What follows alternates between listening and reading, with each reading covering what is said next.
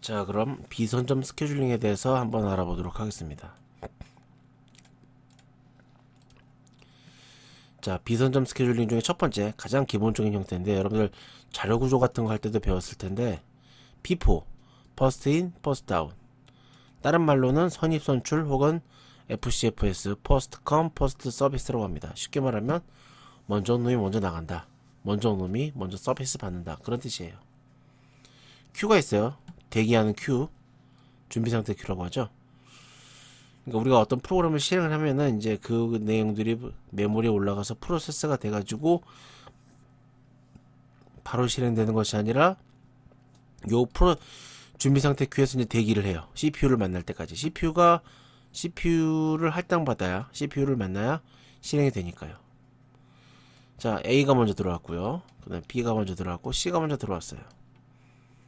그럼 이제 CPU는 누구부터 해주냐? 먼저 들어온 순서대로 처리해 주는 거예요. A 쫙 해. 그때까지는 아무것도 못해요. 딴 애들은 건드릴 수가 없어. A 끝났어? 그럼 이제 그 다음 B 쭉 계속해. 응급환자가 들어와도 무시해요. 그냥 B 해. 그러다가 뭐 딱 끝났어? 그럼 C. 이런 식으로 합니다. 그래서 아까 말씀드린 대로 짧거나 중요한 작업이 기다릴 수가 있어요. 뭐 나름 먼저 오늘부터 한다는 거니까 공평은 하지만 그렇게 효율적인 작업 방식은 아니죠. 스케줄링 방식은 아니에요. 자, 그래서 문제 어떻게 나왔는지 좀 보겠습니다. 자, 예를 들어 3개의 프로세스가 있어요. 각 프로세스의 실행 시간은 20초, 4초, 6초라고 칩시다. 자, 그리고 P1이 먼저 들어왔고 P2가 두 번째, P3가 세 번째 들어왔어요. 그럼 이것들의 각각의 실행 시간, 대기 시간, 반환 시간 평균으로 구할 수가 있는데요. 자, 여기 그림을 보겠습니다. 동시에 도착했어요. 동시에 도착했지만은 그래도 1, 2, 3이 1번이 약간 더 일찍 들어왔습니다. 그럼 이제 P1부터 실행을 하는 거예요. 쭉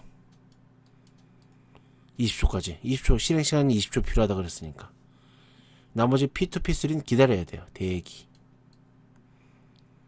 P1이 20초에 끝났어. 그럼 이제 P2 시작. 4초. P3는 역시 또 4초 기다립니다. 그래서 P2가 끝난 다음에야 P3 6초가 실행이 됩니다. 그래서 평균 실행 시간은 요거 3개 더해서 나누면 3으로 나누면 되고, 평균 대기 시간은 얘는 20초 기다려. 얘는 P1은 0초 기다렸죠. P2는 20초 기다리고 P3는 24초 기다렸어요. 3으로 나누면 되죠. 네. 평균 반환 시간은, 여기서 말하는 반환 시간은 실행이 되고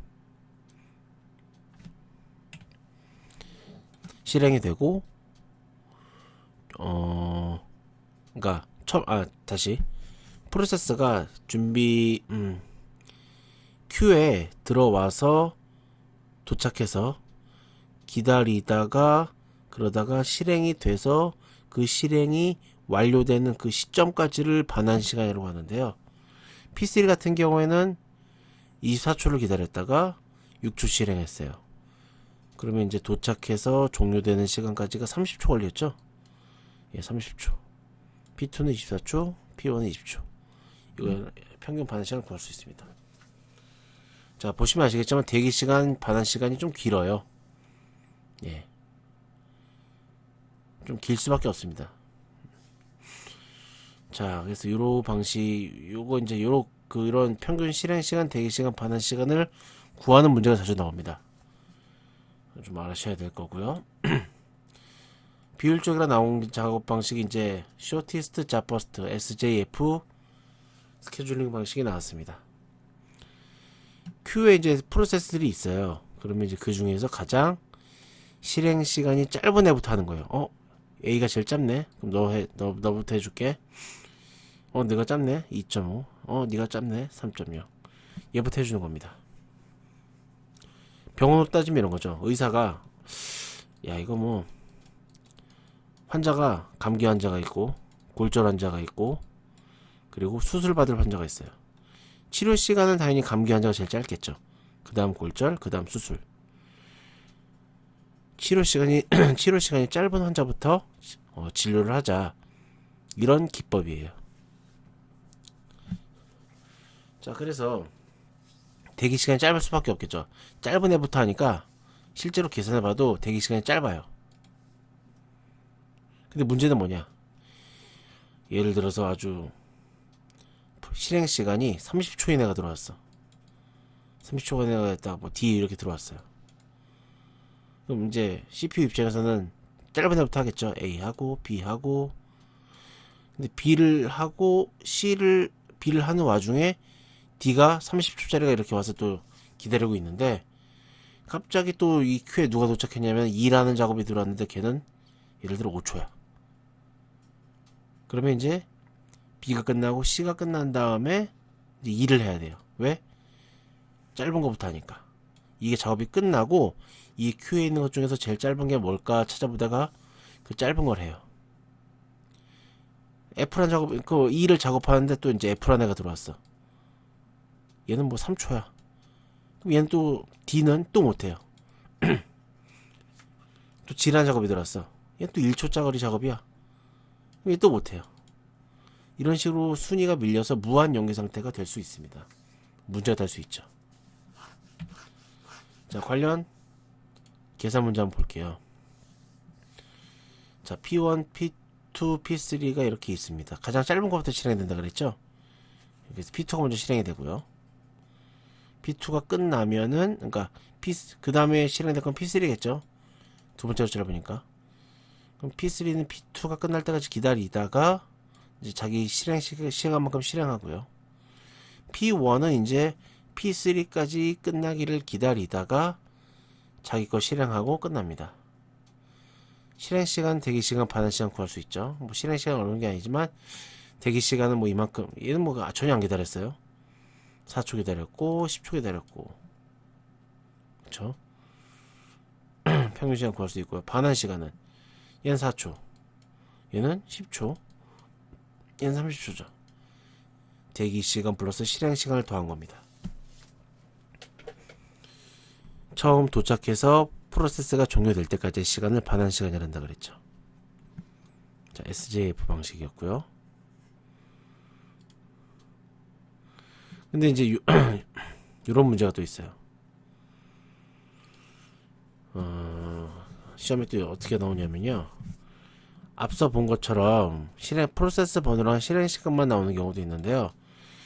거기에 도착 시간이라는 게 있어요. 아까 여러분들 그 바로 전 챕터에서, 자, 그 바로 전 챕터에서 제출 시간이라고 봤었죠. 프로그램이 메모리에 도착한 시간, 도착 시간, 제출 시간이라고 하는데요. 서브밋 타임. 요 시간까지 더했을 때, 요 도착 시간까지 포함시켰을 때 계산 방식이 좀 달라질 수 있습니다. 자, 볼게요. 자, 맨 처음에 도착한 게 P1입니다. 제일 먼저 도착했어요. 예. 그러면 이제 P1, 뭐 자기밖에 없어. 그러니까 P1이 실행되는 거야. 20초 동안 쭉 실행이 됩니다. P1이 도착하고 1초 후에 P2가 도착했어요. P1보다 P2가 훨씬 더 짧은 시간을 가지고 있지만 P2는 기다릴 수밖에 없습니다. 왜냐? 이거는 비선점 스케줄링 방식. 뭔가 실행되고 있으면 그것을 멈출 수가 없어요. 기다리는 거예요. 뭐 P1 끝날 때까지 기다려야지 이렇게 생각하고 있는데 또 1초 후에 P3가 왔어요. 얘는 실행 시간이 더 짧아요. 그러니까 우선순위가 바뀌는 거죠. P1 끝나면 이제 P2 할 차례였는데 더 짧은 P3가 들어와서 P2는 P3 끝날 때까지 기다려야 됩니다. 계속 기다리는 거예요. P3는 2초 뒤에 도착했지만 일단 P1이 끝날 때까지 기다리고 다 끝났으면 자기 거에 4초 실행하고 끝냅니다. P2는 계속 기다리다가 P1 끝날 때까지 기다리고 P3 끝날 때까지 기다린 다음에 자기 거 실행하고 끝냅니다. 자기가 이렇게 제출 시간에 따라서 비선점 스케줄링 뺏기지 않는다. 요 특징에 따라서 이렇게 좀 다양한 상황이 연출될 수가 있습니다. 자, 그 다음 볼 비선점 스케줄링 방식은 Highest Response Ratio Next HRN이라는 스케줄링 방식인데요. 아까 보신 것처럼 SJF 방식은 Shortest Job First SJF 방식은 긴 애들은 유리해요. 실행 시간이 긴 큰 애들은 마냥 기다릴 수밖에 없어요. 그래서 이걸 고치기 위해서 만들어진 게 HRN 방식인데요. 대기 시간과 서비스 실행 시간을 이용을 해서 우선순위를 다시 계산하는 방식입니다. 계산 공식이 있어요. 좀 이따 보겠는데 이 계산 공식을 이용을 해서 시간이 짧은 거, 이건 뭐 SJF랑 같은 거죠. 시간이 짧은 거. 그리고 또는 대기 시간이 긴 거, 너무 오래 기다리면 안 되니까 이런 애한테 우선순위를 줘서 실행을 시키자는 겁니다. 즉 실행 시간이 짧거나 대기 시간이 긴 프로세스가 우선순위가 높게 되는 거예요. 자, 뭐 이거 보시면은 대기 시간이 길어, 실행 시간도 짧어, 이해가 되겠죠? 예, 이거 공식이 있는데요. 자, 바로 다음 페이지 나오죠. 우선순위를 어떻게 구하느냐? 서비스 대기 시간 더하기 서비스 시간 나누기 서비스 시간입니다. 실행 시간.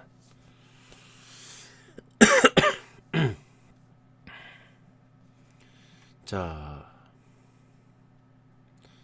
즉, 그러니까 여기서 나온 값이 높은 게 우선순위가 높은 거예요. 딱 봐도 알겠지만 서비스 시간이 짧고 대기 시간이 긴 게 분자에 있으니까 당연히 값이 더 우선순위가 높게 나오겠죠. 자, P1 볼게요. 요 공식에 맞춰서 한번 보세요. P1은 실행 시간이 20, 대기 시간이 10이래요. 그러니까 요 공식에 맞춰서 1.5가 나왔고 6, 2.6이 나왔습니다. 당연히 P2가 먼저 실행되겠죠. 그 다음 P3, P1. 자, 계산식 요거 꼭 외우셔야 됩니다. 자, 다음 볼 게 이제 기한부 스케줄링 방식이라는 건데요. 뭐 이렇게 중요한 건 아니고 용어만 알아두세요. 프로세스가 실행됐어. 그럼 일정한 시간을 주는 거예요. 예를 들어 뭐 10분 안에 끝내. 그래서 못 끝내면은 제거되거나 처음부터 다시 실행돼요. 예, 말 그대로 데드라인을 주는 겁니다. 이런 방식도 있고요. 자, 우선순위 방식이라는 게 있는데 프라이어리티. 각 프로세스마다 우선순위를 부여해 주는 거예요. 우선순위를 부여하는 방식은 여러 가지가 있겠죠. 우선순위가 동일하면은 먼저 들어오는 순서대로 처리를 해라. 근데 문제는 우선순위가 낮은 애들은 마냥 기다릴 수도 있다는 거예요. 우선순위가 낮으니까. 그래서 이거를 좀 이런 문제점을 극복하기 위해서 추가 도입된 방법이 에이젠 기법, 나이란 뜻이죠. 에이젠 기법이란 건데요. 예를 들어서 막 기다려. 누가 기다려? 내 차례가 안 와. 근데 기다리는 시간이 예를 들어 30분이다. 그럼 예를 들어 기다리는 시간이 30분이 지났으면은 이 프로세스의 우선순위를 한 단계 올려줍니다. 이런 식으로 가다 보면 언젠간 최고의 우선순위를 받게 되겠죠. 자, 이런 식으로 그런 내용이고요. 그래서 무한 연기나 기아 상태, 계속 기다리는 거, 이런 것을 막을 수가 있습니다. 자, 지금까지 비선점 스케줄링에 대해서 봤고요. 봤고 좀 쉬었다가 선점 스케줄링을 보도록 하겠습니다.